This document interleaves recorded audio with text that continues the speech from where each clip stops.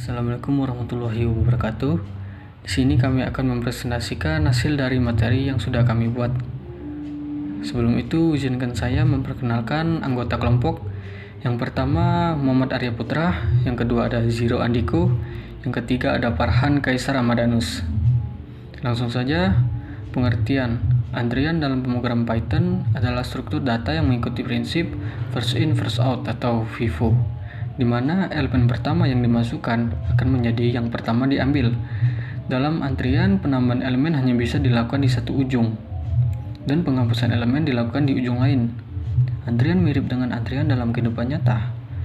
Contohnya, antrian di kasir supermarket. Ketika kita berbelanja di supermarket, kita mungkin harus mengantri di kasir untuk membayar barang belanjaan kita. Orang yang datang lebih awal akan dilayani lebih dulu, sesuai dengan prinsip first in first out, atau yang datang pertama, dia yang akan dilayani lebih dulu. Yang kedua ada antrian di tempat pembayaran tol. Ketika kita melewati gerbang tol, kita mungkin harus mengantri di antrian kendaraan sebelum bayar tol. Mobil yang tiba lebih awal akan melalui gerbang tol lebih dulu. Oke, selanjutnya ada jenis-jenis antrian. Yang pertama itu ada antrian sederhana atau simple queue. Antrian dengan prinsip first in dan first out, atau bisa disebut juga dengan FIFO, di mana elemen pertama yang dimasukkan akan menjadi yang pertama diambil. Yang kedua itu ada antrian prioritas atau priority queue. Antrian di mana setiap elemen memiliki prioritas tertentu, dan elemen dengan prioritas tertinggi akan diambil terlebih dahulu, mengesampingkan urutan masuknya. Yang ketiga ada antrian berputar atau circular queue. Antrian dengan kapasitas terbatas di mana elemen-elemen baru akan dimasukkan ke dalam antrian. Tetapi jika antrian sudah penuh, elemen baru akan menimpa elemen terlama di dalam antrian.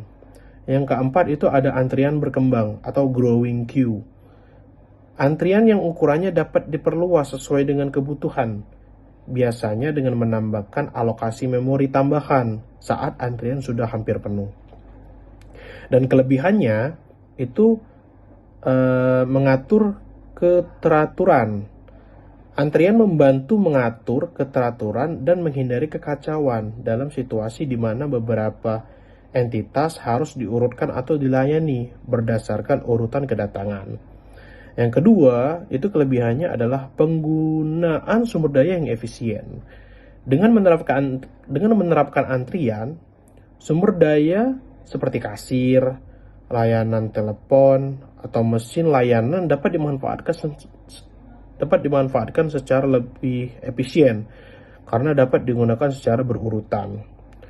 Yang ketiga itu menyederhanakan proses. Antrian membuat proses layanan atau pemrosesan lebih terstruktur dan mudah dipahami, baik bagi penyedia maupun pengguna. Yang keempat itu mencegah persaingan.